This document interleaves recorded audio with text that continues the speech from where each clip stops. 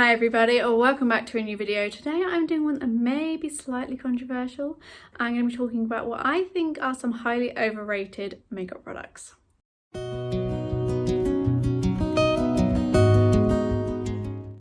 Okay, so to kickstart, I might start from the least controversial down through the most, maybe. But anyway, I'm going to start with the e.l.f. Blemish Fighting Putty Primer. I love so many e.l.f. products, so many of them, including the e.l.f. Poreless Putty Primer, which I think is mattifying. It's smoothed out my skin and I've used it. I've bought a couple of them and I have loved it. This one came around full of salicylic acid. Oh, it's fighting your blemishes. You use a primer and it's fighting your spots at the same time. Amazing. But it just did not work. I actually think it made my acne worse. The thing I don't like about these products the most is that you either have to buy one of their tools or you're just using your fingers to get it out all the time, and I don't really like that. I like trying to using products, or I just feel like you're putting fingers, no, I don't like it.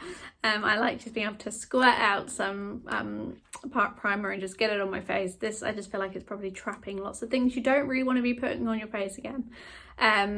But yeah, I just didn't like it. It didn't sit very well. I didn't think it worked very well as a primer, and it definitely didn't work as a blemish fighting, for me at least.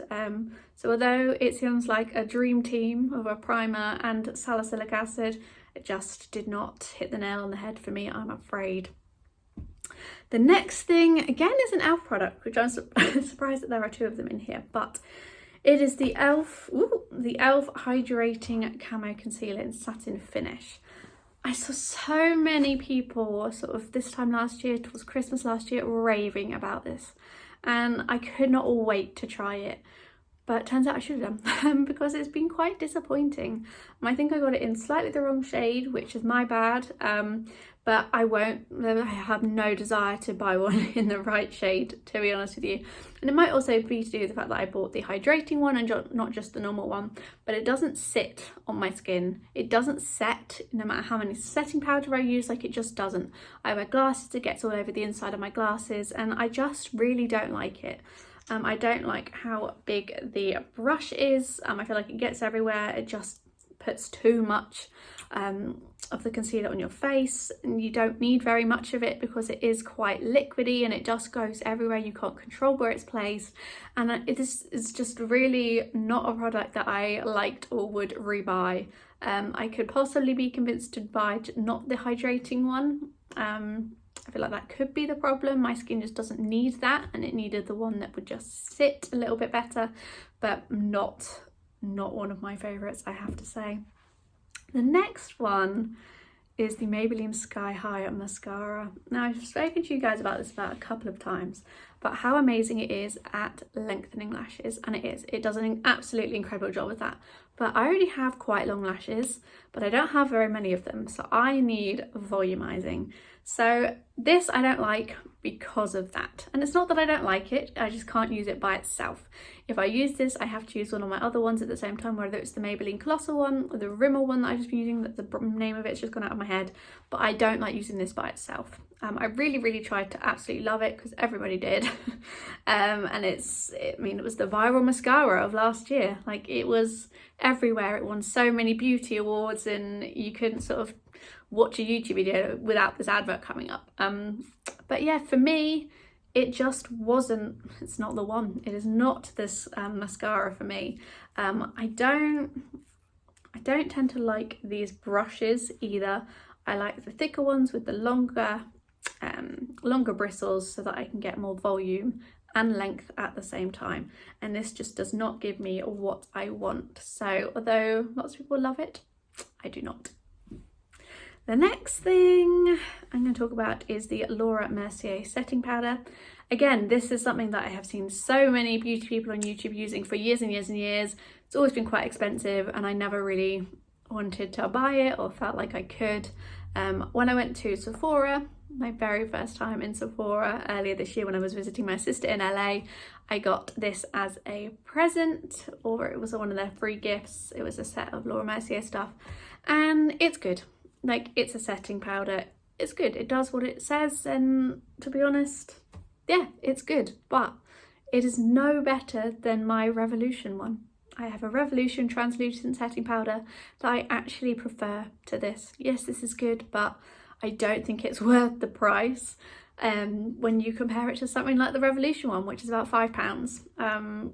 It just, I don't see it. I don't see that it made my makeup last any longer. I don't like the packaging. You have to tip out a lot to be able to get it to go anywhere.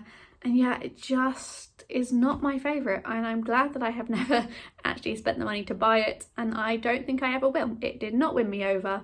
It was very nice to use and think, oh yeah, I'm using the Laura Mercier setting powder, but ultimately it's not better than my Revolution one, and I will stick to my Revolution one. It's more cost effective, and to be honest, I do think it works just a little bit better as well. I told you it's going to be a little bit controversial. And then finally, this is a foundation that I really wanted to absolutely love. It was everywhere. Beauty gurus everywhere were using it. Their skin looked flawless, amazing. It seemed to last all day long. I was like, yes, I need some of that. And it is the Too Faced Born This Way foundation. And I loved it to begin with, and then I started noticing little things about it. The first thing is that although it is medium to full coverage and it's buildable, you have to build quite a lot. Like, I had to put far more on than I was ever expecting. Whenever I watch people do it on YouTube, it's like, oh yeah, you just put a tiny bit on and put it in and blend it out and it looks incredible. That was not the case for me at all. And it might just be my skin, who knows, but we're all different. But I just didn't like that bit from the outset, and that was kind of the time I was thinking, oh no, it's fine, like everybody loves it, I'm gonna love it, I'm gonna convince myself I'm gonna love it. But the main issues I have with this is that it seems to amplify whatever my skin is doing. My skin in the winter, or it goes through various periods of being dry and then oily. Like, there isn't any in between really. And when my skin is dry, this just stuck to any bit of dry skin I had anywhere. I would say it's quite a powdery foundation, which would explain why it did that. But then on the other side, whenever my skin was oily, this sort of accentuated that as well, which is really bizarre because yes, I can understand it's quite a powdery one, it would stick to where you dry, but oily, that is not something I thought I would be considering with this. With this one, I've kind of used it for a bit, decided I didn't like it, put it to the side and brought it back again every so often. And I did it a couple of weeks ago, and it reaffirmed the fact that I'm not a fan of this foundation. I was in sort of a not oily, I didn't really consider my skin oily or greasy at the time, but I wore this to work one day, and about 2 hours in, I just wanted to wipe it all off my face.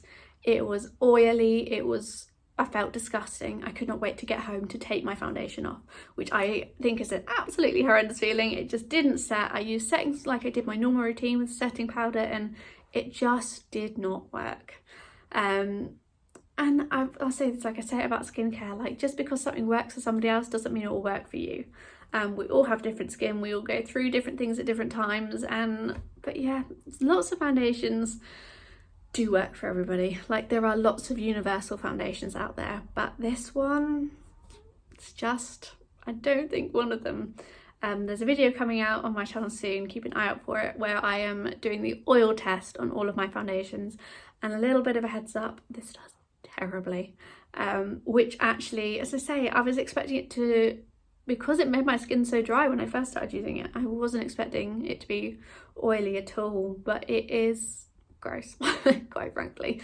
So as much as I wanted to love this foundation, I do have a couple of other Too Faced products which I do love, but this foundation is just not on my goodie list, or will ever be on my wish list ever again, which is sad because it is very expensive and I still have quite a lot of it left. But maybe every so often, when my face is not either dry or oily, whenever I'm in the Goldilocks zone, maybe I'll bring it out again, because it does, once you've managed to get it on your skin, it does look wonderful. It's just that sort of how long is it going to last kind of thing. So as much as I like it, sometimes the different properties of it make me really dislike it. Anyway, that is all of my slightly controversial opinions on overrated makeup products, in my opinion.